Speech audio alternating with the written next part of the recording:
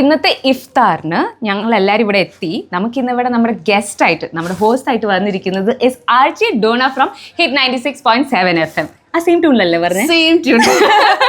Okay ചേച്ചി, അപ്പൊ ഇന്നലെ എംപുരാൻ മൂവി റിലീസായി. അതെ, അത് കണ്ടു കാണുമല്ലോ അല്ലേ?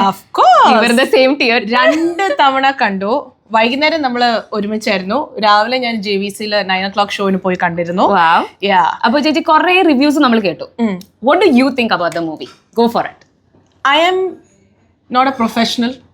ഞാൻ ഇതിലെ ടെക്നിക്കൽ ആസ്പെക്റ്റിനെ കുറിച്ചോ അല്ലെങ്കിൽ ക്യാമറ ഇങ്ങനെ ചെയ്യാമായിരുന്നു അങ്ങനെ ചെയ്യാമായിരുന്നു എന്ന് പറയാനായിട്ട് ഞാൻ ആരുമല്ല.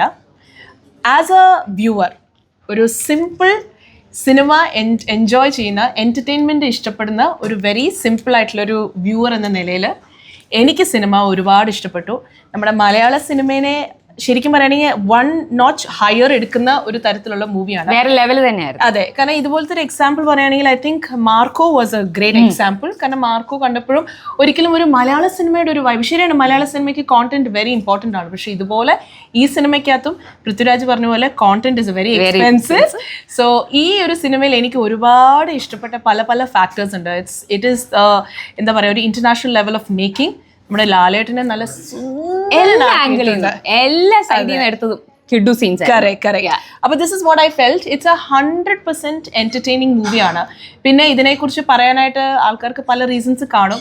പക്ഷെ ഒരു 100% പ്യുവർ ലാലേട്ടൻ ഫാൻ എന്ന നിലയിൽ പോയി ചെയ്ത് സിനിമ ആദ്യം തൊട്ട് അവസാനം വരെ ആ മുണ്ട് മടക്കുന്നതും ആ തോളിങ്ങനെ ചെരുവിട്ടതും കോട്ട് ഇടുന്നതും കണ്ണാടി ഇടുന്നതും ഊരുന്നതും it feels so home to all of us.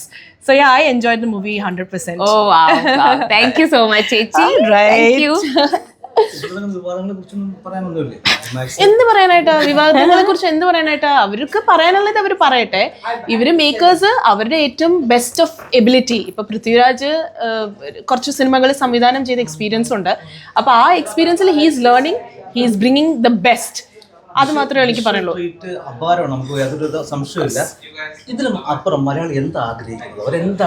അതെ, എക്സാക്ട്ലി. അതാ ഞാൻ എനിക്കും ചോദിക്കാനുള്ളത് അതാണ്. അല്ലാതെ ഇപ്പൊ ഈ ഇതിനെക്കുറിച്ച് നെഗറ്റീവ് പറയുന്നവർ what more do you expect?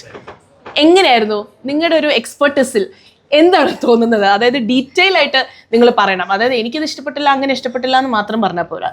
Get into the details and tell what you think you don't like.